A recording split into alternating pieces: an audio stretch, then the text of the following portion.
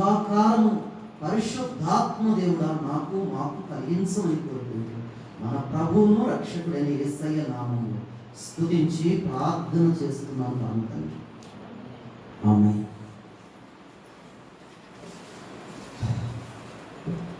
దేవుని యొక్క సన్నిధికి కూడి వచ్చిన మీ అందరికీ లోక రక్షకుడైన యేసు క్రీస్తు ఘన శుభ నామంలో నా నిండు వందనాలను తెలియజేస్తున్నాను. నిజంగా గతించిన వారం నుంచి ఈ వారం వరకు దేవుడు తన బలిష్టమైన రెక్కల కింద మనల్ని కాపాడాడండి. నిజంగా దేవుడే కాపాడకపోతే ఈ క్షణం ఇక్కడ మనం ఉండేవాళ్ళం కాదు.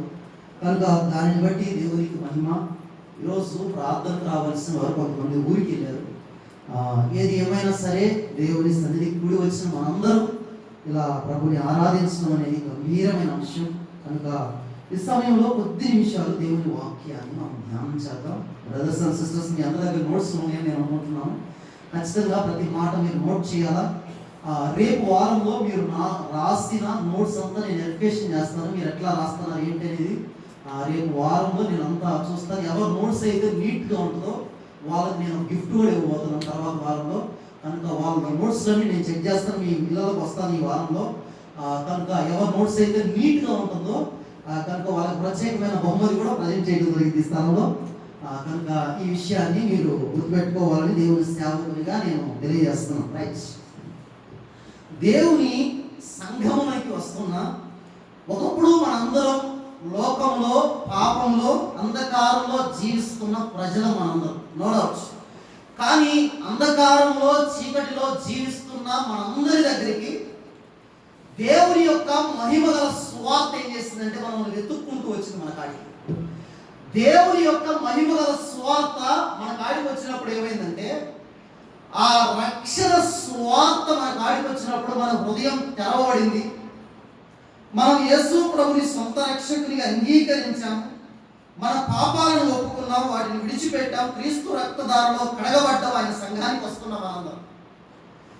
కనుక ఆయన సంఘానికి వచ్చి ఆయన ఆరాధన చేస్తున్న విశ్వాసులందరినీ దేవుడు కొన్ని పోలికలతో భూమి మీద దేవుడు ఆయన జీవిస్తున్నప్పుడు కొన్ని పోలికలతో ప్రభు పోల్చాడు. ఒక రక్షింపబడిన విశ్వాసిని దేవుడు అనేకమైన పోలికలతో ప్రభు పోల్చాడు.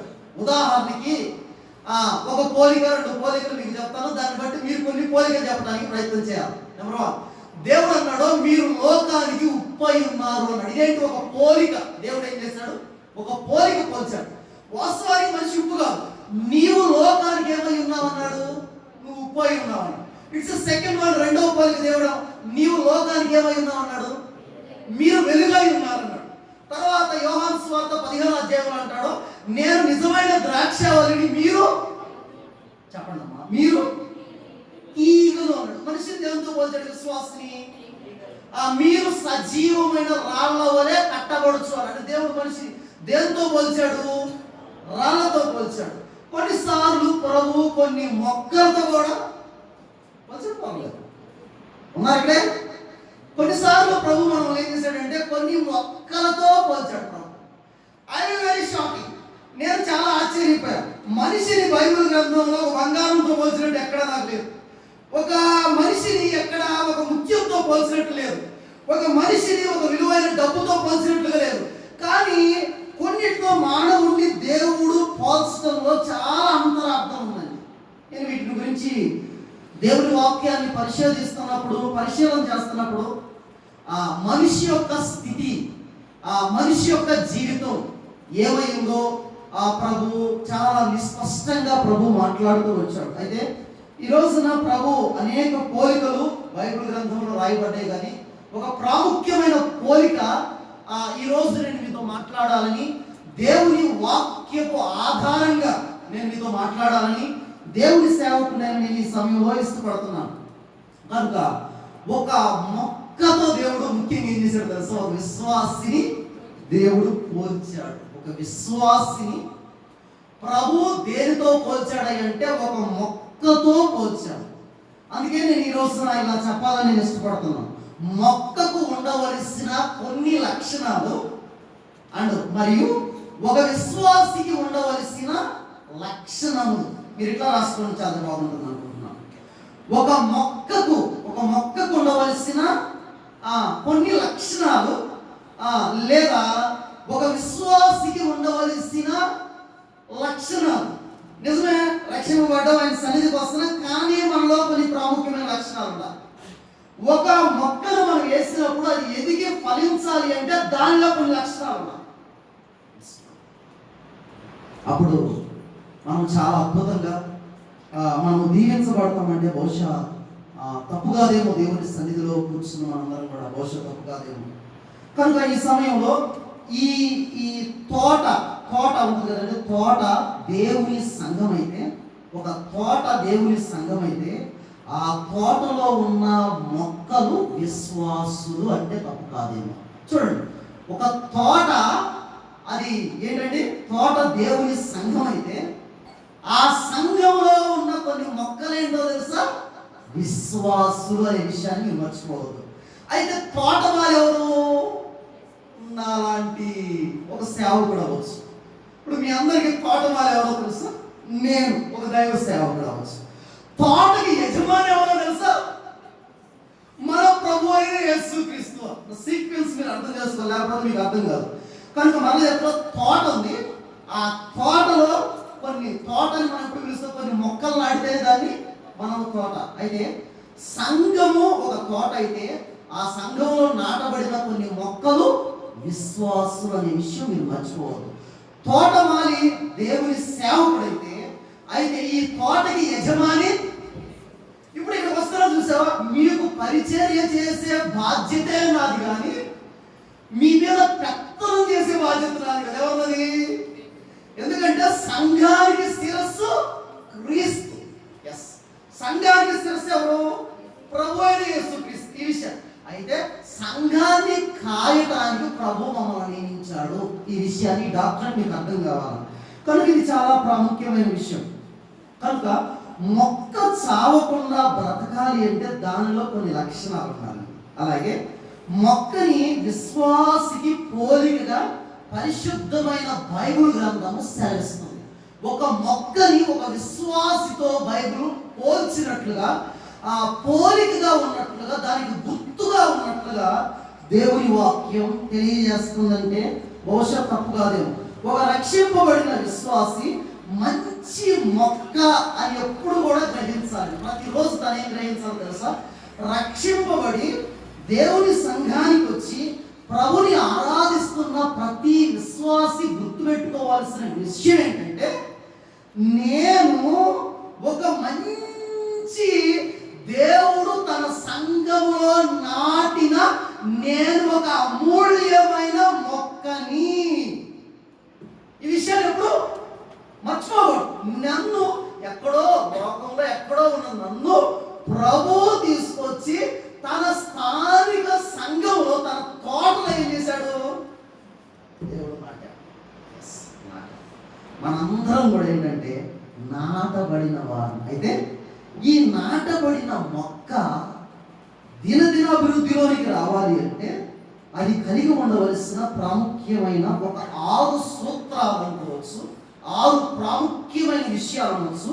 మీరు ఎలా పెట్టుకోవచ్చు. మొట్టమొదటి విషయం ఏంటంటే, ఒక మొక్క అద్భుతంగా ఫలించాలి అంటే అది ఏం చేయబడాలి అంటే, ఆ మొక్క సత్తువ గల భూమిలో లేదా సారవంతమైన నేలలో మొదట అది నాటబడాల.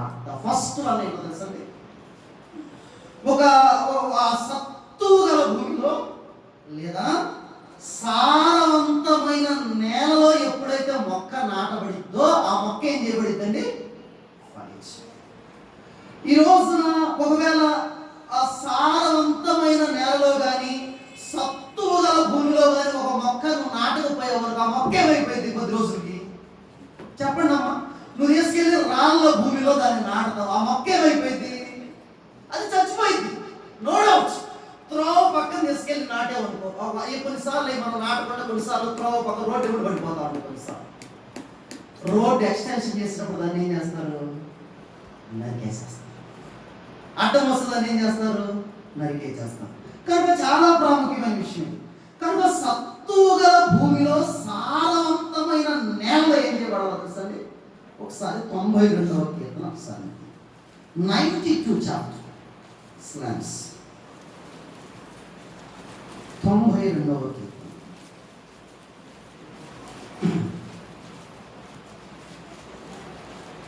మీరందరూ సెల్ ఫోన్ స్విచ్ ఆఫ్ చేశారని నేను అనుకుంటున్నాను. ఎక్కడ సెల్ ఫోన్ అవ్వకూడదు, మళ్ళా గుర్తుపెట్టుకోండి. 13వ వచనాన్ని ఒకసారి మనం చూద్దాం. ఇక్కడ చూడండి, చాలా ప్రభు చెప్తున్న మాట చూడండి. యెహోవా మందిరములో మనందరం ఎవరమంటండి? బ్రదర్స్ అండ్ సిస్టర్స్ మనందరం ఎవరమండి? అక్క, అన్న, చెల్లి, తమ్ముడు మనందరం ఎవరమండి? యెహోవా లేదా దేవుని ఆవరణంలో లేదా దేవుని మందిరంలో నాటబడిన వాళ్ళం మనం. ఎవరు మందిరము అంటే అక్కడ సంఘము అని అర్థం పెట్టుకోవచ్చు. ఎక్కడో ఉన్న మనల్ని ప్రభు ఏం చేశాడంటే అక్కడి నుంచి తీసుకొచ్చి తన స్థానిక సంఘంలో దేవుడు మనల్ని నాటాడు. నిజంగా నాటాడని దేవుడు మనల్ని నాటాడు. ఇది చాలా ప్రాముఖ్యమైన నాటబడుట అంటే అర్థం ఏంటంటే చేర్చబడుట అనే విషయం దీనికి సమకూర్చబడింది. ఇక్కడ మూల భాషలో నాటబడుట అంటే చేర్చబడుట, లేదా ఒకే సంఘములో నాటబడిన, ఒకే సంఘానికి సంబంధించిన సభ్యుడు అనే మాట దీనికి అర్థం వస్తుంది. గుర్తుపెట్టుకుంటారు కనుక నాటాడు. ఒకప్పుడు మనం నిజంగా లోకంలో, పాపములో, మురికిలో ఒక పంది వలె దొల్లాడుతున్నప్పుడు బురదలో ప్రభు మనల్ని ఆ పందిలాగా ఆ బురదలో కొల్లాడుతున్న మనల్ని క్రీస్తు తన అమూల్యమైన రక్తంతో కడిగి మనల్ని పరిశుద్ధపరిచి మనం శుద్ధి చేసి అక్కడ నుంచి ఆ పాప భూమిలో నుంచి మనల్ని బయటికి తీసుకొచ్చి దేవుడు ఎక్కడ నాటాడో తెలుసండి? దేవుని మందిర ఆవరణంలో దేవుడు ఏం చేశాడండి? మనల్ని నాటాడు. ఇప్పుడు నాటబడిన తర్వాత ఇప్పుడు ఈ నాటబడిన మొక్క పైన అధికారం ఎవరికి ఉంటుంది? బ్రదర్స్ అండ్ సిస్టర్స్ చెప్పండి. ఇప్పుడు ఆయన తీసుకొచ్చి నాటాడమ్మా, ఎవరికి అధికారం ఉంటుంది? ఇప్పుడు ఆ చెట్టు పైన అధికారం ఎవరికి ఉంటుంది? ఆ మొక్క పైన అధికారం ఎవరికి ఉంటుంది? అది నాటిన యజమానికి దానిపైన రైట్స్ ఉంటాయి. ఇప్పుడు లోకం అనే పాపంలో జీవిస్తున్నప్పుడు దేవుడు తన అమూల్యమైన రక్తాన్ని సిలువలో కాల్చి ఆయన శరీరాన్ని చీల్చి ఆయన రక్తాన్ని చిందించి నిన్ను పరిశుద్ధపరిచి తన సంఘములో చేస్తే ఇప్పుడు ఈ మొక్క పైన, ఈ చెట్టు పైన సర్వ హక్కులు ఎవరికి ఉంటాయి అంటే ప్రభు యేసు క్రీస్తుకి ఉంటాయి. నేను ఇట్లా చెప్తున్నాను, నిజంగా నీ జీవితానికి యేసు ప్రభు అధికారిగా ఉన్నాడా? చాలాసార్లు ఇట్లా ప్రార్థన చేస్తూ ఉంటాను, యేసు ప్రభువా నన్ను కనికరించాలి. అసలు యేసు ప్రభు అనే మాటకు అర్థం తెలుసా మీకు? చెప్పరా? యేసు అంటే ఏంటమ్మా? ప్రభు అంటే ఏంటమ్మా? ఇక్కడే ఉన్నారు మీరు. ప్రభు సర్వాధికారి. ప్రభు అంటే అధికారి. నిజంగా ప్రభు అంటే ఆయన ఎవరికి ప్రభు? నా ప్రభు అని ప్రార్థన చేస్తాను సార్. ఎట్లా చేస్తాను కదండి? నా ప్రభు అని ప్రార్థన చేస్తాను. నా ప్రభు అంటే అర్థం ఏంటి తెలుసా? నా పైన అధికారి. నిజంగా నీ జీవితంలో నువ్వు నడిచే ప్రతి అడుగులో దేవుడు అధికారానికి నువ్వు లోబడుతున్నావా? నిజంగా దేవుడు తన సంఘంలో మనం నాటబడిన నీవు, నాటబడిన వ్యక్తికి నువ్వు లోబడకపోతే అది ఫలించదు. నిజమే చెప్తుంది. ఫలించాలి అంటే నాటబడిన వ్యక్తికి అదేం చేయబడాలో తెలుసండి? అది లోబడే అనుభవాన్ని కలిగి జీవించాలి. అమ్మా, బ్రదర్స్ అండ్ సిస్టర్స్, మీరు ఎప్పుడు కూడా గుర్తుపెట్టుకోవాల్సింది ఏంటంటే నీకు శిరస్సు ప్రభు అయిన యేసు క్రీస్తు అని మీరు గుర్తుపెట్టుకోవాలి. అవయవాలు చెప్పినట్టు తలకాయ మీద, తలకాయ చెప్పినట్టు అవయవాలు ఏనాలా? తలకాయ చెప్పినట్టు అవయవాలు ఏనాలి, కానీ అవయవాలు చెప్పినట్టు తలకాయ కూడా లీడింగ్. కొన్నిసార్లు భార్యకు శిరస్సు భర్త, సంఘానికి శిరస్సు చాలాసార్లు భార్యలే శిరస్సుగా ఉండాలని ఇష్టపడతారు. అస్సలు దేవుని వాక్యానికి విరుద్ధమైన సూత్రం అది. భర్తే శిరస్సు కానీ భార్య శిరస్సు దేవుని వాక్యానికి విరుద్ధమైంది. భర్త చెప్పినట్లు నడవాలి అంతే. ఇది దేవుని వాక్యం. అట్లాగే భర్త మాటకు భార్య ఎలాగైతే లోబడుతుందో ప్రభు అయిన యేసుక్రీస్తు మాటకి స్థానిక సంఘం లోబడాలి. ఎందుకు లోబడాలా? లోకంలో ఉన్న నిన్ను తీసుకొచ్చి తన సంఘంలో నాటాడు కనుక ప్రభు. కనుక మొదటి సంగతి ఏంటంటే అది ఫలించాలి అంటే చనిపోకుండా అది ఫలించాలి అంటే సారవంతమైన భూమిలో లేదంటే సత్తువుగా నేలలో ఏం చేయబడాలి? మొక్క నాటబడాలి. అప్పుడేమవుతుంది? మొక్క ఫలభరితంలోకి నడిపించబడితే పోషణ తప్పు కాదు. రెండవ సూత్రం ఏంటంటే ఒక మొక్క ఫలించాలి అంటే దానికి చెమ్మ కావాలి. ఒక మాట చూస్తారా? చెమ్మ అంటే లూకా సువార్త 8వ అధ్యాయం ఒకసారి. లూకా సువార్త 8వ అధ్యాయం ఒకసారి.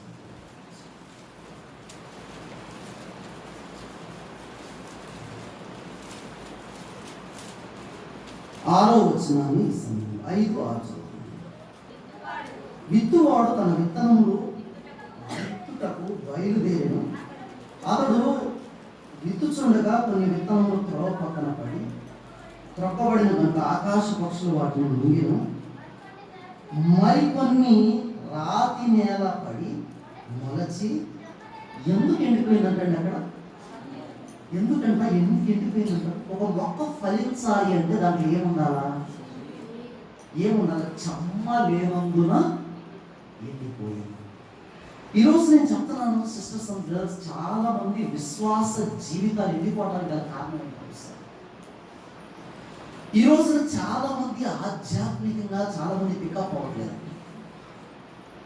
ఎందుకంటే వాళ్ళకి కన్నీటి ప్రార్థన జీవితం అనేది లేదండి. చాలా మంది వస్తారు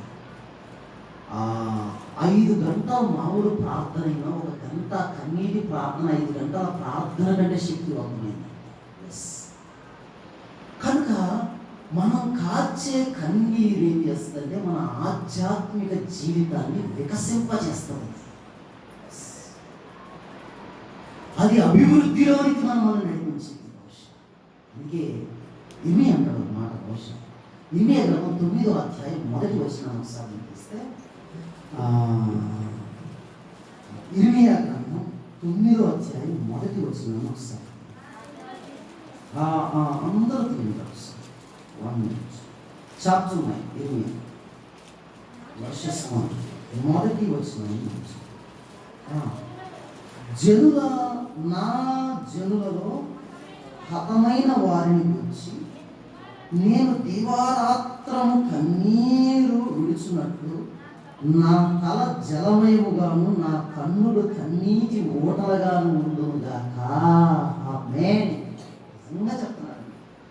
ఇర్మియా అంటున్నాడు నా తలను జలమయంగా చేయమంటాడు. నిజంగా అసలు జలమయంగా చేయాలి అంటే నేను అనుకున్నాను నా తలను జలమయంగా నా కన్నులు కన్నీటి ట్యాపులుగా తయారు చేయాలి. ఇప్పుడు కావాలంటే పొద్దు ఎక్కువ లోపం నుంచి చేయగలరు నీళ్ళు కాతా ఉండాలి. నా కన్నులు ట్యాపులుగా తయారు చేయాలండి. నేనైతే ఇలా వ్యాఖ్యానం జరిగింది. నా తలను రిజర్వాయర్ గాను నా కన్నులు ట్యాపులుగా తయారు చేయాలండి. నా ప్రజల కొరకు నా గ్రామం కొరకు నశించిపోయే ఆత్మ కొరకు ఎప్పుడు కావాలంటే అప్పుడు ఏడ్చి అనుభవం నాకు కావాలి. జాన్ మార్క్స్ అనే గొప్ప మిషనరీ అన్నాడు, స్కాట్లాండ్ దేశాన్నైనా నాకు వేయాలి, లేకపోతే నా ప్రాణాన్నైనా తీసుకొని ప్రతిరోజు ప్రార్థన చేసుకోండి. ఎస్, కన్నీటి ప్రార్థన. ఈ రోజున మనం ప్రార్థన చేసేటప్పుడు ఎందుకు కన్నీరు రాదు తెలుసండి? హృదయం బరువెక్కితే కళ్ళలో నుంచి నీళ్ళు వస్తాయి. ఉదయం పనివెక్కకపోతే కళ్ళలో నీళ్ళు కాదు కదా సిస్టర్. మాటలు అర్థమవుతుంది. ప్రార్థన చేసే ప్రతి విశ్వాసి భారంతో కూర్చోవాలి. ప్రభు మాట వేదన భరితమైన వేదనతో కూర్చోవాలి ప్రభు పాదాలు పట్టుకున్నాయా నన్ను కనికరించాలి. నిజంగా అండి, ఏ కుటుంబంలో అయితే, ఏ వ్యక్తిగత జీవితంలో అయితే కన్నీటి ప్రార్థన ఉంటుందో ఆ కుటుంబం, ఆ వ్యక్తి ఆశ్రయించాలి. నిజమే, వారు చాలా దీవింపబడతారు. కన్నీటితో ప్రార్థన చేసిన వారు బైబిల్ గ్రంథంలో చాలా మంది ఉన్నారు. కన్నీరు విడిచి ప్రార్థన చేసిన వారు బైబిల్లో చాలా మంది ఉన్నారు. వాళ్ళలో ఒక వ్యక్తి పేరు ఏంటంటే హిజ్కియా. కన్నీరు, మరణకరమైన రోగం అతనికి కలగగా అతడు దేవుని మందిరానికి వెళ్ళి ఎలా ప్రార్థన చేశాడు తెలుసు? చూడండి ఒకసారి, ఎక్కడ ఉంటుంది? 2వ రాజుల గ్రంథం ఒకసారి 20వ అధ్యాయం ఒకసారి. ఈ కన్నీటి ప్రార్థన ఎంత విలువైందో నేను మీకు చెప్తాను. ఒక్క మాట చెప్పి నేను ప్రార్థన చేస్తాను. ముందుకు సాగు.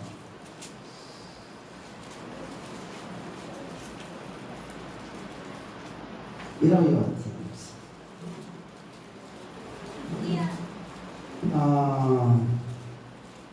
చూస్తారు ఒకసారి. 20వ అధ్యాయం మొదటి వచనం వస్తుంది. ఆ దినములలో హిజ్కియాకు, 2వ రాజుల గ్రంథం 20వ అధ్యాయం మొదటి వచనాన్ని నేను చదువుతున్నాను. ఆ దినములలో హిజ్కియాకు మరణకరమైన రోగము కలుగగా, ఆయనకి ఏం కలిగిందండి? మరణకరమైన రోగం కలగగా 5వ వచనాన్ని ఇప్పుడు మనం చదువు.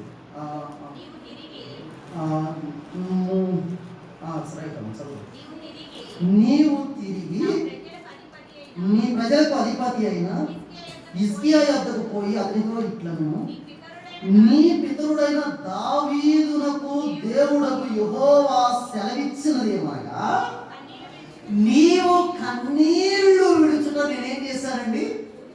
నేను చూసి తిని అంటే ఆయనకి ఏమన్నా తెలుసా? కన్నులో నేను ఈ భూమి మీద కన్నీరు విడిచి ప్రార్థన చేసే ప్రతి విశ్వాసం దేవుడు చూస్తున్నాడు.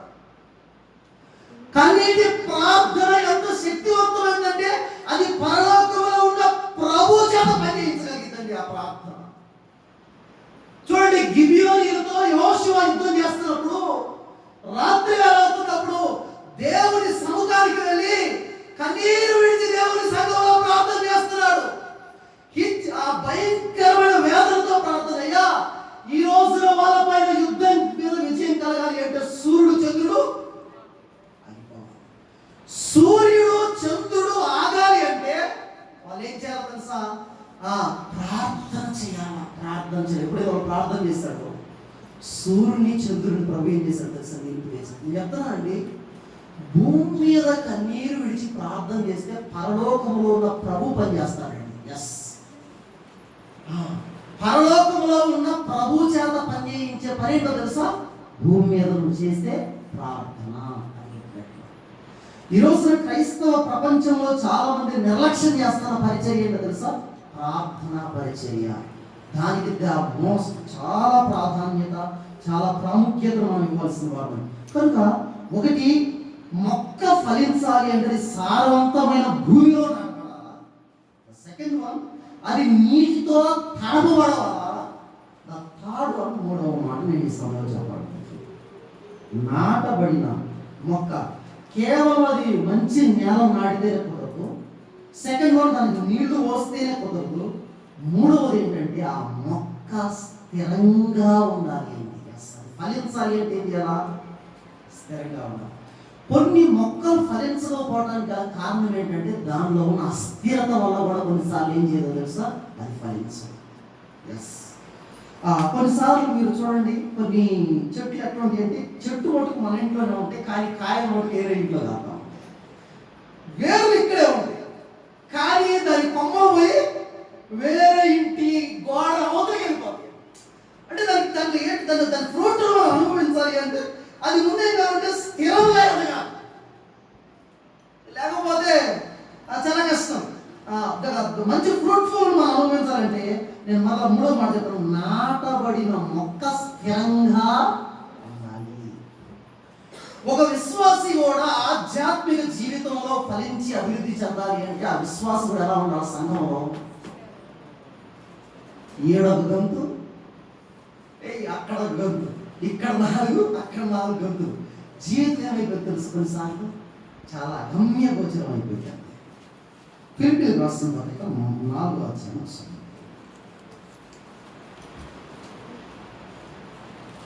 అపోస్తలుడైన పౌలు ఫిలిప్పీయులకు రాసిన పత్రిక 4వ అధ్యాయం 1వ వచనం చదువుతాం. కావున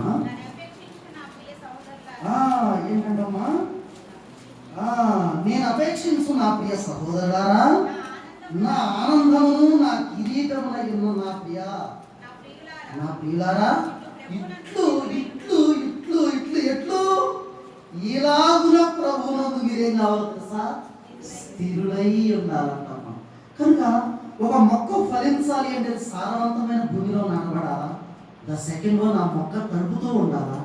మూడవది ఏంటంటే ఆ మొక్క స్థిరంగా ఉండాలండి. ఈ రోజున చాలా మంది విశ్వాసుల జీవితాలు సరైన ఆత్మీయ స్టాండర్డ్లోకి రాకపోవడానికి గల కారణం ఏంటంటే ఆ విశ్వాసకి ఒక్క దైవ సేవకులు ఉన్నారు, చాలా మంది సేవకులు ఉంటారు. అస్సలు అది కరెక్ట్ కాదండి. ఒకే దైవజనుడు ఉన్నారు, ఒక్కటే సంఘము, ఒక్కటే బాప్టిజము, ఒక్కటే సేవకుడు. కనుక ఇప్పుడు ఏమవుతుందంటే వాళ్ళని పిల్లల్ని మెప్పిద్దాం అనుకుంటే చివరికి దీనికి మనం ఏమవుతుంది తెలుసా? నష్టంలో పడిపోతాం. ఒకే సంఘంలో ఉండాలి. ఈ విషయాన్ని గుర్తుపెట్టుకోండి. ఇంకో మాట, సంఘాలు మారితే మనిషికి ఏమైందంటే గౌరవం పెరిగింది కానీ విలువ తగ్గింది. నేను మళ్ళా చెప్తాను. సంఘాలు మారితే ఏం తగ్గింది, ఏం పెరిగింది అండి? ఏం తగ్గింది, ఏం పెరిగింది? గౌరవం పెరిగింది,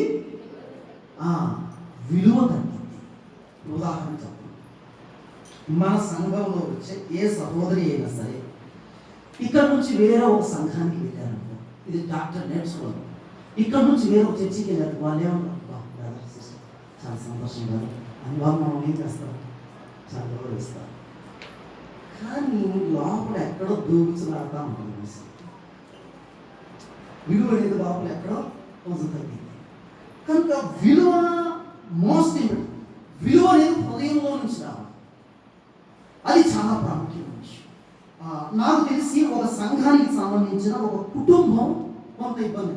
ఒక ఊరిలో ఒక ఫ్యామిలీ ఉండేదండి. ఆయన మంచి గవర్నమెంట్ ఉద్యోగస్తుడు, వెల్ సెటిల్డ్, ఆర్థికంగా మంచి ఆర్థికంగా స్థితిగతి కలిగిన వాడు. ఆ ఊరిలో 4 సంఘాలు.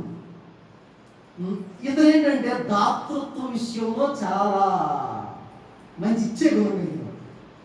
కనుక ఎవరికైనా ఇచ్చేవాళ్ళంటే ఏమవుతుంది? కొన్నిసార్లు ఉన్న సేవకులు ఎవరికైనా కొంచెం ఆశ అనేది. కనుక అందరూ ఆయన ఏం చేస్తారు తెలుసా? పొగుడుతాం. ఇప్పుడు ఒకనొక దినానికి వచ్చరికి నేను ఏ సంఘానికి వెళ్దాం? నాకు ఆ పాస్టర్ గారు కావాలా, నాకు ఈ పాస్టర్ గారు కావాలా, నాకు ఆ సంఘం కావాలా, నాకు ఈ సంఘం. కనుక అందరినీ మనం ఏం చేయాలి? మెప్పించాలి. చూడబోదు, అందరినీ మెప్పించాలని నిర్ణయంలోకి వచ్చాడు. అందరినీ మెప్పించిన తర్వాత కొద్ది రోజులు వారానికి నెలకి ఎన్ని ఆదివారాలు అంటే 4 ఆదివారాలు కదా, 4 ఆదివారాలు 4 సార్లకి వెళ్దాం అనుకుంటాను. కనుక ఆయన వాళ్ళే చక్కగా ఆయన చాలా గౌరవిస్తున్నారు, చాలా చక్కగా ఇది చూస్తున్నారు. అక్కడ సడన్గా ఆయన ఏమైనా చనిపోవాల్సి వచ్చింది. విత్ ఇన్ సెకండ్స్ కూడా అనవసరంగా ఆయన హార్ట్ అటాక్ వచ్చి చచ్చిపోయాడు. చచ్చిపోతే ఆయన బహిరంగ కార్యక్రమం పెరుగు చేయాలా? ఇప్పుడు 4 సంఘాల్లో ఉన్న పాస్టర్ గారు వచ్చారు. 4 సంఘాల నుంచి కాపర్లు వచ్చారు, 4 శవపేటలు తీసుకుని. ఇప్పుడు ఏ పాస్టర్ కాదు, ఇప్పుడు ఏమైంది తెలుసా? ఆ ఇంటి ముందు గందరగోళ వాతావరణం ప్రారంభమైంది. మా చర్చికి ఫస్ట్ ఆదివారం వచ్చాడంటే మా చర్చికి ఇంకొక ఆదివారం, మా చర్చిలో కొన్నిసార్లు వాకింగ్ వీళ్ళు కొట్టుకొని అరుసుకొని అక్కడ నుంచి ఏమైంది తెలుసా? ఆ పెట్టి తీసుకుని వెళ్ళిపోవడం. ఎవరు పెట్టిలో 4 పెట్టి తీసుకుని వెళ్ళిపోయారు. ఇతని పరిస్థితి ఏంటి? నేను నిజమే చెప్తున్నా, మనకి ఒక సంఘం కావాలి. పూర్తి రెస్పాన్సిబిలిటీ నేను చెప్తాను. మన సంఘానికి వచ్చే వాళ్ళంతా సామాన్యంగా కొన్నిసార్లు నేను చెప్తా ఉంటాను, చాలా కరెక్ట్గా ఉండాలి. బార్డర్ క్రాస్ అయితే మనకు అస్సలు ఒప్పుకునే ప్రసక్తే లేదు. కనుక మనం ఏం కావాలంటే స్థిరంగా ఉండాలి. ఈ రోజు ఏమవుతుందంటే సంఘానికి వచ్చే వాళ్ళలో స్థిరత్వం లేదు. అందుకే ఆత్మీయ జీవితంలో ఊగిసలాడుతూ ఉన్నారు. ఏదైనా ఒక తుఫాను, ఒక సమస్య, ఒక శోధన వచ్చినప్పుడు అందరూ దూరమైపోతారు. It's crime. ఏడవాల్సి నిలబడాల్సిన పరిస్థితి వస్తుంది. దయచేసి నేను చెప్తున్నాను, దేవుడు మనల్ని నడిపించిన స్థలంలో మనం ఏం చేయాలి? స్థిరంగా నిలబడాలి. ఒక మొక్క ఫలించాలి అన్నా, ఆ సంఘంలో ఒక విశ్వాసం ఫలించాలి అన్నా ఏంటంటే ఒక్కటే అనే విషయం మనం ఎన్నడూ కూడా మర్చిపోకూడదు. It just right. స్థిరంగా దేవుని సంఘంలో స్థిరంగా ఉండాలి. దేవుని సంఘంలో దయచేసి అటు ఇటు ఊగారనుకో, ఒక రోజు అటు ఇటు కాకుండా అయిపోతున్నాం. అందరూ ఒకసారి చేయలేసారు, ఆ రోజున చాలా అభిగమ్య గోచరం పెట్టారు. నేను నిజమే చెప్తున్నాను. కనుక మన అనేది మటుకు చాలా ప్రాముఖ్యం. ఎందుకు నేను కొన్నిసార్లు అనుకుంటాను, ప్రభువా నేనంత ఆఫ్టర్ ఆల్ తండ్రి, నన్ను జయరాజును ప్రేమించి మన సహవాసాన్ని ప్రేమించి ఎక్కడెక్కడ అసలు ఇక్కడ స్థానికుల కంటే కూడా బయట నుంచి వచ్చే వాళ్ళ సంఖ్య చాలా ఎక్కువ. ఇక్కడ 10 కిలోమీటర్ల నుంచి 15 కిలోమీటర్ల నుంచి జర్నీ చేసుకొని ప్రయాణికి వస్తున్నాం. సంఘంలో ఎందుకు ఇంత ప్రయాసపడి వస్తున్నాం? సంఘంలో మనందరం ఏం కావాలంటే స్థిరంగా ఉండాలి. స్థిరత్వం ఎప్పుడైతే తగ్గిద్దో దాని విలువలు కూడా ఆటోమేటిక్గా దిగజారిపోతుంది. విలువలు దిగజారే స్థలంలో మనం చాలా ఇష్టం. Is the fourth one. 4వ మాటలోకి మనం చాలా జాగ్రత్తగా వచ్చాం. అందుకే నేను కొన్నిసార్లు బాప్తిసం ఇచ్చేటప్పుడు నేను చెప్తాను. 1-2 సార్లు ఏమో నేను కొంతమందికి చెప్పినట్లు, అయ్యా బాప్తిసం తీసుకునే వాళ్ళు వచ్చారు, నేను వాళ్ళ ముందుగా అనమాట, అయ్యా మీ సమాధి కార్యక్రమం, చచ్చిపోతే సమాధి కార్యక్రమం కూడా మేము చేస్తా ఉంటాం. It's true. ఎందుకంటే అది బాధ్యత, అది సంఘం బాధ్యత, అది చాలా ప్రాముఖ్యమైన బాధ్యత, చాలా ప్రాముఖ్యమైన బాధ్యత. నేను ఒకవేళ లేకపోయినా కానీ స్థానిక సంఘం ఇక్కడ ఉంటుందని విషయం మర్చిపోవాలి. తర్వాత ఇట్స్ ఫోర్త్ వన్. 3వ 4వ మాట ఏంటంటే, ఒకటి అది సారవంతమైన నేలలో నాటబడాలి. సెకండ్ వన్, అది నీటితో తడపబడతా ఉండాలి. ఇట్స్ థర్డ్ వన్, అది స్థిరంగా ఉండాలి. అంత మాత్రమే కాదు, 4th వన్ 4వ విషయం ఏంటంటే అది పైకి ఎదుగుతూ ఉండాలి. గ్రోత్, ఎదుగుతూ ఉండాలి. నేను ఇలా చెప్తాను, నేను నోట్స్ రాస్తాను, నేను ప్రసంగం అంతా రాస్తాను, నేను నోట్స్ అంతా తయారు చేస్తాను, సిస్టమేటిక్గా నోట్స్ అంతా తయారు చేస్తాను. ఒక వారం ప్రాక్టీస్ నేను ఇలా ఆలోచన చేస్తాను, కూర్చొని ప్రభు సన్నిధిలో ప్రార్థన చేస్తాను, ప్రభు నాకు ఇచ్చిన తలంపులన్నీ రాస్తా ఉన్నాను.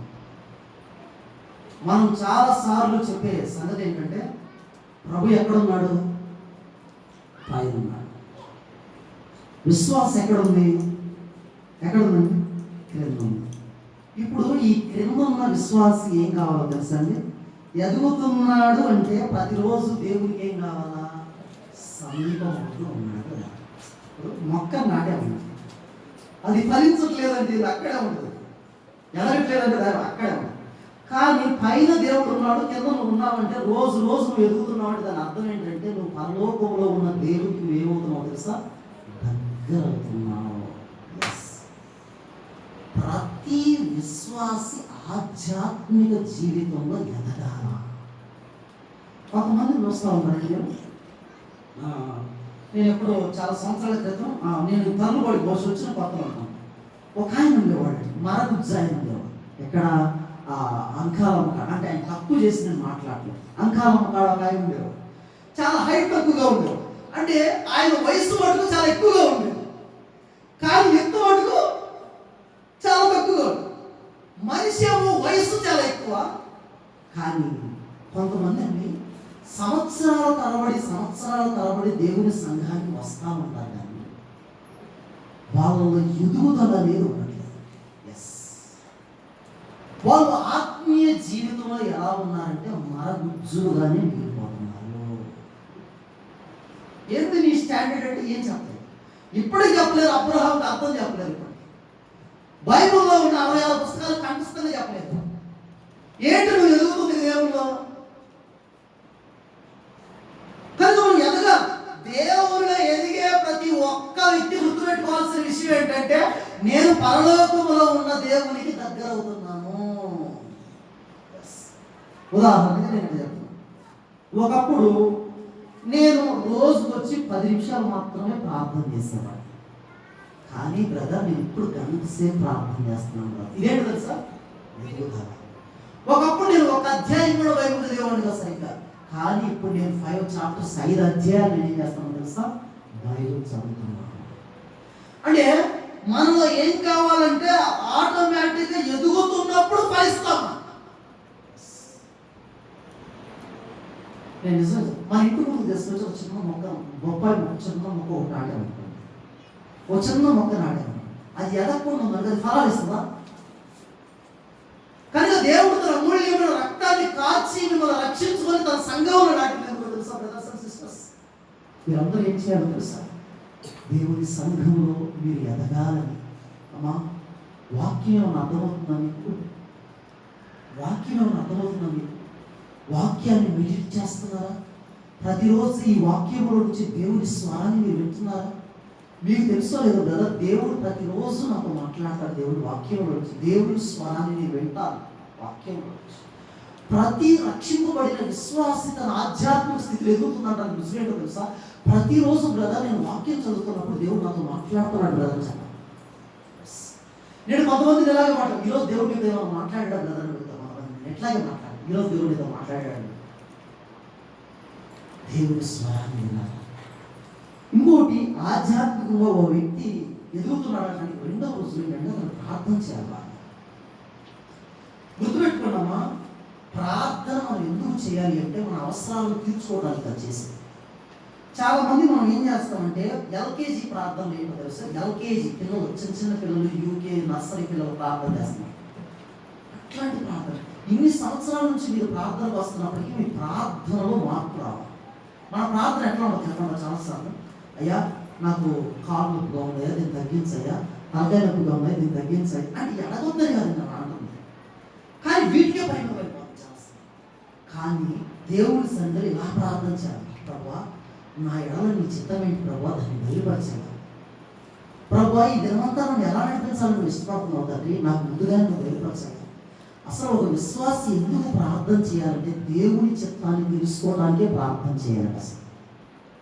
చాలా ఉదయం అసలు ఒక రక్షింపబడిన వ్యక్తి ఎందుకు ప్రార్థన చేయాలంటే గొంతమ్మ కోరిక తీర్చుకోవడానికి ప్రార్థన చేసి దేవుని చిత్తాన్ని తెలుసుకోవడం కోసం ఏం చేయాలో తెలుసా, ప్రార్థన చేయాలి.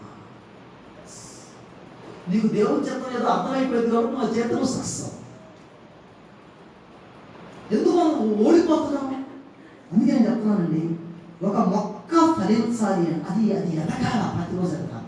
ఒక విశ్వాసి కూడా ఏం కావాలంటే ప్రార్థన, వాక్య ధ్యానంలో అతను ఏం కావాలి తెలుసా, ఎదుగుతూ ఉండాలి, ఎదుగుతూ ఉండాలి, ఎదుగుతూ ఉండాలి. అప్పుడు చాలా క్షేమం ఉంటుంది. ద ఫిఫ్త్ వన్, 5వ మాట, ఒక మొక్క మంచిగా అభివృద్ధిలోనికి రావాలి అంటే ఆ మొక్క అంతా ఎలా ఉండాలి అంటే ఆ చెట్టు పచ్చగా ఉండాలి. Is the fifth one. 5వ మాట ఏంటంటే పచ్చగా. మీరు కొన్ని మొక్కలు చూసారంటే ఇప్పుడు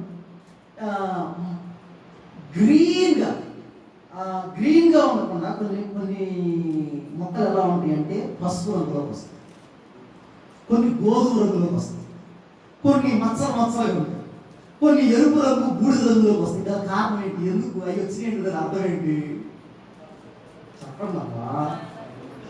దానికి ఏమైందని అర్థం, ఆ మొక్కకి ఏమైనా అర్థం. ఇప్పుడు అది ఆటోమేటిక్గా ఉన్నటువంటి దాని పసుపు కలర్లోకి వచ్చేస్తుంది, పచ్చగా ఉండాల్సింది అది పసుపు కలర్లోకి వచ్చింది అనుకో. దాని అర్థం ఏంటి? దీనికి తెగులు కొట్టిందని అర్థం.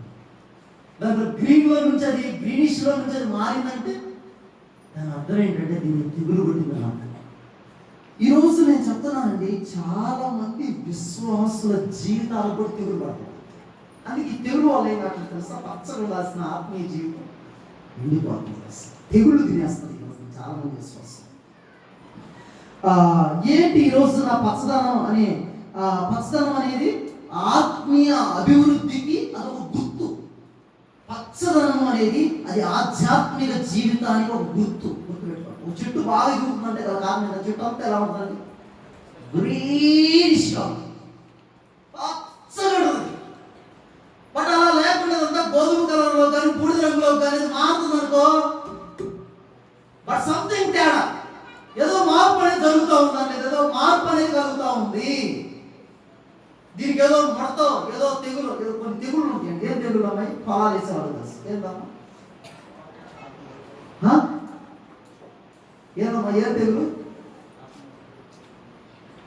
వినపట్లేదు. ఆకుముడత తెగులు అంట. ఇంకా ఏమన్నా చదవమ్మా చెప్పు. ఏం తెగులు?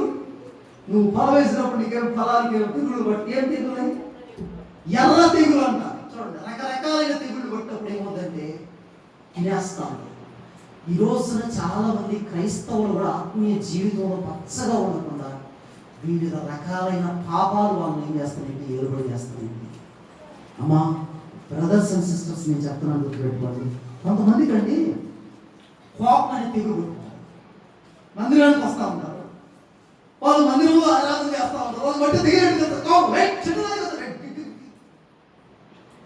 అరే అక్కడ పాడిన దానికి, ఆడ మాట్లాడిన దానికి, ఆడ చేసిన ప్రార్థనకి, ఆడ విన్న వాక్యానికి ఏం సంబంధం లేదు.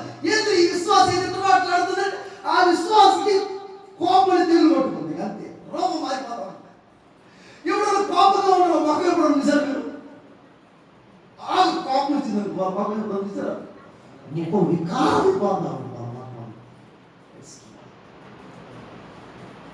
కొంతమంది చూడండి అసూయ తెగులు పట్టింది. ఎవరైనా వర్తిల్లుతున్నారంటే అసలు తప్పుకోలేదు. బిలీవర్స్, దేవుని సంఘానికి వెళ్ళేవాళ్ళు, ఆరాధన చేసేవాళ్ళే వీళ్ళు. కొంతమందికి ఈ బూతులని, కొన్నిసార్లు గర్వం, కొన్నిసార్లు అవిశ్వాసం, కొన్నిసార్లు అబద్ధం, వివిధ రకాలైన తెగులు పట్టేస్తుంది ఈరోజు విశ్వాసం. మీ ఆడపచ్చమంటారండి బైబిల్లో ఇన్ని రకాల పాపాలు ఉన్నాయి, అన్ని రకాల తెగులు పడుతుంది ఈ రోజున రక్షింపబడి విశ్వాసం ఒకటి. ఈ రోజున కొంతమంది ధనాకాంక్ష అనే ఒక తెగులు పడుతుంది. ఈ రోజు ధనాపేక్ష సమస్తమైన కీడులకు ఈ తెగులు పట్టేస్తుంది. ఏం చేస్తుంది తెలుసా? రకరకాల తెగుళ్ళు పడుతుంది. ఎప్పుడైతే చెట్టు తెగులు పట్టిందో ఆ చెట్టు అభివృద్ధి చెందడం అనేది కష్టం. నేను దయచేసి నిజమే చెప్తున్నాను. దేవుడి సంఘానికి వస్తున్నాను. అందరూ ఎలా ఉండాలంటే దావీదు అన్నాడు కదా 52 నేనైతే దేవుని మందిరంలో పచ్చని వలేవా మొక్క వలె చెట్టు వలె ఉన్నాను. నిజంగా ఉన్నాను. 6వ మాట చెప్పి నేను ప్రార్థన చేస్తాను. కనుక అసలు మొదటి విషయం ఏంటండి, అది సారవంతమైన నేలలో లేదా సత్తు గల భూమిలో నాటబడాలి. రెండవది నీటితో తడపబడాలి. మూడవది అది స్థిరంగా ఉండాలి. నాలుగవది అది ఎదుగుతూ ఉండాలి. ఐదవది అది పచ్చగా ఉండాలి. ఆరవది అది ఫలించాలి. అసలు మొక్క నాటుకునేది ఎందుకంటే మనం చెప్పండి, మనం ఎందుకు నాటుతాం? మనం మత్తయి సువార్త 21వ అధ్యాయం, మాథ్యూ చాప్టర్ 21:18. మత్తయి సువార్త 21వ అధ్యాయం 18వ వాక్యాన్ని అందరూ కూడా తీయాలమ్మా, చూడాలి దయచేసి. అందరూ చూడాలి, ఆ మాటలు చూడాలి. I will close message last మాట. ఉదయమందు పట్టణమునకు మరలా వెళ్ళుచుండగా ఆయన ఆకలి వెళ్ళి అప్పుడు త్రోవ పక్కన ఉన్న ఒక అంజూరపు చెట్టును చూసి దాని యొద్దకు రాగా దాని యందు ఆకులు తప్ప మరి ఏమీ కనబడలేదు కనుక దానిని చూసి ఇక మీదట ఎన్నడూ నీవు కాపు కాయకుందువుగాక అని చెప్పాను. తక్షణమే అంజూరపు చెట్టు ఎండిపోయింది. తక్షణమే ఆ చెట్టు ఎండిపోయింది. ఎందుకు ఎండిపోయిందండి? ఇప్పుడు యేసు ప్రభు త్వరగా వెళ్తున్నాడు, ఆయన ఒక అంజూరపు చెట్టు కనపడింది. ఆ చెట్టు చూసినప్పుడు ఆ చెట్టు ఎలా ఉందండి? ఎండిపోయిందా, ఆకులు ఉన్నాయా? గ్రీనిష్, చాలా పచ్చగా ఉంది. ప్రభు అనుకుంటాడేమో దీనికి ఖచ్చితంగా కాయలు ఉంటాయి. దాని దగ్గరకు పోయి పరిశీలించి చూడంలో ఒక్క కాయ కూడా లేవంటండి. అది అంటే కాయలు లేకుండా కూడా ఆకులు ఉంటాయా? ఎస్. కానీ కాయలు లేకుండా కూడా ఆకులు అంటే ఏంటంటే ఇది ఎందుకు ఎండిపోయిందండి? ఇది ఎందుకు ఎండిపోయిందండి? బ్రదర్ సిస్టర్, దేవుడు ఎందుకు ఎండిపోయింది? దేవుడు ఇది ఎందుకు ఎండిపోయింది అనేది కాయలు లేవు కనుక ఎండిపోయింది. నిజంగా ప్రభు చెప్పాడు, మారు మనస్సుకు తగిన ఫలాలు ఫలించకపోతే, ఇక్కడ రక్షింపబడి దేవుని సంఘానికి వచ్చి దేవుణ్ణి ఆరాధన చేస్తున్న మనందరం కూడా దేవుడు మనల్ని ఎందుకు రక్షించుకున్నాడు తెలుసా? మనందరం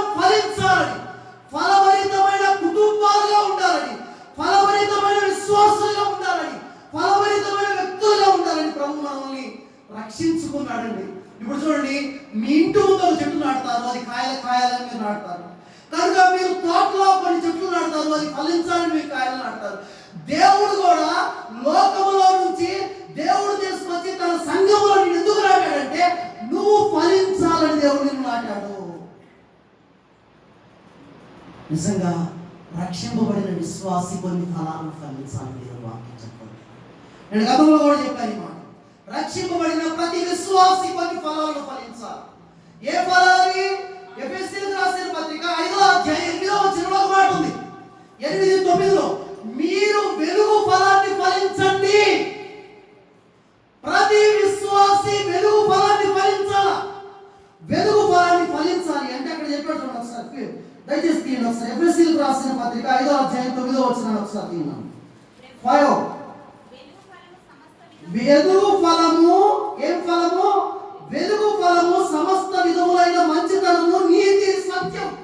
నువ్వు నిజంగా వెలుగు ఫలాన్ని దేవుని సంఘంలో ఫలిస్తున్నావంటే నీలో ఏముంటుంది తెలుసా? మంచితనము, నీతి, సత్యం ఉంటుంది. ఈ గుణలక్షణాలు లేకుండా నువ్వు వెలుగు ఫలాన్ని ఫలించడం నాట్ ఇంపాసిబుల్. అది సాధ్యపడే విషయం కాదు. కనుక నువ్వు దేవుడు ఎందుకు నాటాడంటే నిన్ను ఫలించడానికి నాటాడు. నువ్వు ఫలించాల్సిన ఫలాలు ఏంటో తెలుసా? వెలుగు ఫలాన్ని ఫలించాలి. ఆ వెలుగు ఫలంలో 3 లక్షణాలు చెప్పాడు. అక్కడ ఏంటి? మంచితనము, నీతి, సత్యం. ఈ 3 ఉంటేనే వెలుగు ఫలం. ద సెకండ్ వన్, రెండవది అంటాడు. ఫిలిప్పీలకు రాసిన పత్రిక 1వ అధ్యాయంలో 9వ వచనం లాస్ట్ లో ఉంటుంది అనుకుంటా బహుశా. అక్కడ అంటాడు, చూసారమ్మా, మీరు ఏ ఫలాన్ని ఫలించాలో అక్కడ చెప్పాడు. మీరేం ఫలం అంటామా? నీతి ఫలములతో నిండుకొనిన వారై క్రీస్తు దినమున నిష్కపటులను నిర్దోషులు కావాలని మీ కొరకు నేను ఏం చేస్తున్నాను. కనుక 1 వెలుగు ఫలాన్ని ఫలించాలా, సెకండ్ వన్ నీతి ఫలాన్ని ఫలించాలి, 3వ మాట మరొక సందర్భంలో మారు మనస్సుకు తగిన ఫలాన్ని ఫలించాలి. ద ఫోర్త్ వన్, 4వది ఏంటంటే ఆత్మ ఫలాన్ని ఫలించాలి. ఎందుకు దేవుడు తన సంఘములో నిన్ను నాటాడంటే నువ్వు ఫలించాలి, ఫలించాలి, ఫలించాలి. దేవుడిలో ఫలభరితమైన జీవితాన్ని నువ్వు జీవించాలి. లేకపోతే చాలా కష్టం. నువ్వు నీతి ఫలాన్ని ఫలించకపోతే, నువ్వు వెలుగు ఫలాన్ని ఫలించకపోతే, నువ్వు ఆత్మ ఫలాన్ని ఫలించకపోతే, నువ్వు మారు మనసు తగిన ఫలాన్ని నువ్వు ఫలించకపోతే ఆ లక్షణాలు నీలో కనిపించాలి. బ్రదర్లో సత్యం ఉందయ్యా, బ్రదర్లో నిజాయితీ ఉందయ్యా, ఆయనలో నీతి ఉందయ్యా, ఆయన నిష్కపటయ్యా, నిర్దోషి అయ్యా, ఆయనలో ప్రేమ ఉంది, ఆయనలో దయాలతో మంచితనం, సాత్విక ఆత్మఫలం ఉందయ్యా. మత్తయి సువార్త 3వ అధ్యాయం, మాథ్యూ చాప్టర్ 3, మత్తయి సువార్త 3వ అధ్యాయం, మత్తయి సువార్త 3వ అధ్యాయం వర్సెస్ 10, 10వ వచనం. ఇప్పుడే గొడ్డలి చెట్ల వేర్మ ఉంచబడి ఉన్నది కనుక మంచి ఫలము ఫలింపని ప్రతి చెట్టును నరకబడి అగ్నిలో వేయబడును. బ్రదర్స్ అండ్ సిస్టర్స్, మంచి ఫలాలను ఫలించని ప్రతి చెట్టు నరికివేయబడిందంట. ప్రతి చెట్టు నరికివేయబడిందంట. మొక్క కొద్ది రోజులకి ఏమైందండి? మొక్క ఖచ్చితంగా చెట్టు అయిందండి. ఈ చెట్టు నరికివేయబడకూడదండి.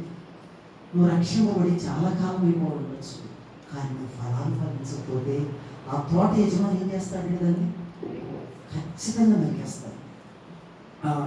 ప్రపంచంలో గొప్ప పరిచర్య చేయడానికి కారణమైన అనేక మందిలో ఒక పాప, ఒక అమ్మాయి ఉంది. ఆ అమ్మాయి పేరు బ్లాండీనా. ఏ పేరండి? బ్లాండీనా. గుర్తుపెట్టుకోవచ్చు. ఆ పాప పేరు బ్లాండీనా అనే ఒక యవనస్తురాలు. చిన్న వయసులోనే ప్రభువైన యేసుక్రీస్తుని సొంత రక్షకునిగా అంగీకరించింది. చాలా విశ్వాస, పరిశుద్ధ, భక్తి కలిగిన కన్యక, స్త్రీ, యవనస్తురాలు అమ్మాయి. కనుక ఆనాటి కాలంలో ఉన్న క్రైస్తవుల్ని అతి భయంకరంగా చంపుతున్నారు. అసలు రోమా వాళ్ళు అసలు క్రైస్తవుల్ని ఎన్ని పద్ధతులు చంపాలనేది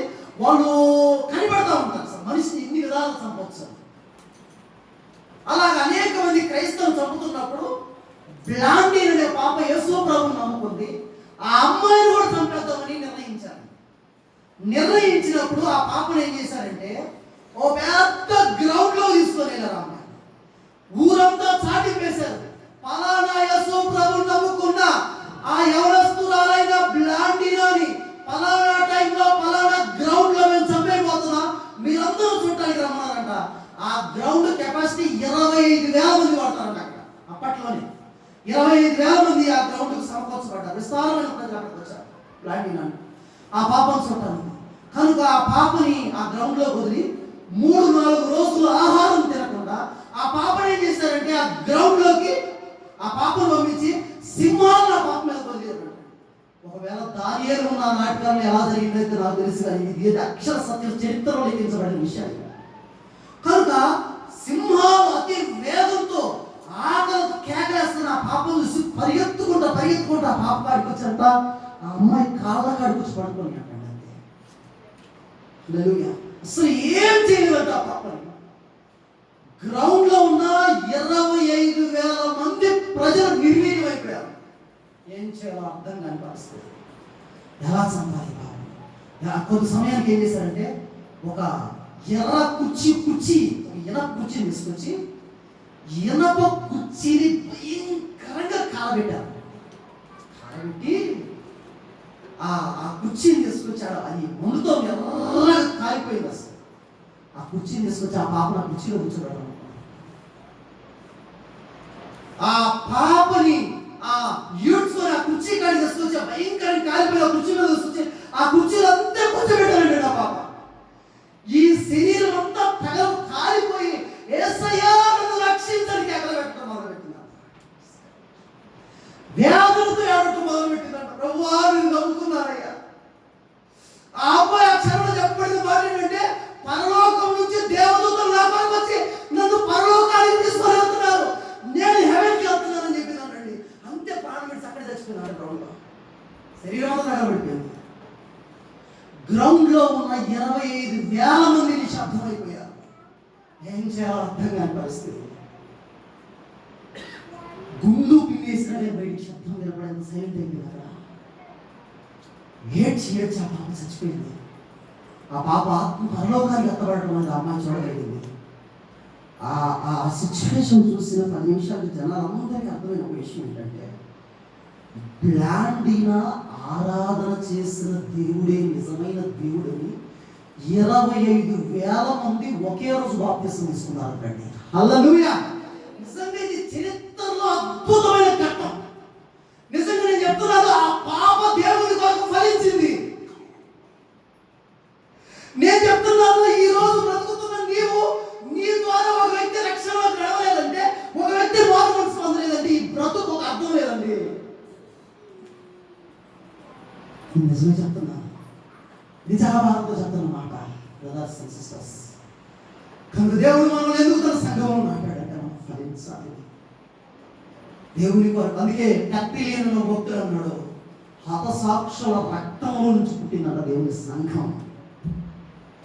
మనం గేట్ ఆరాధన చేస్తున్నాం. ఇన్ని సమస్యలతో, ఇన్ని ఒత్తుడు, ఇన్ని సమస్యలు, ఎంత పట్లాడుతుంది ఏమన్నాడు ప్రభు మనం వదిలిపెట్టాడా?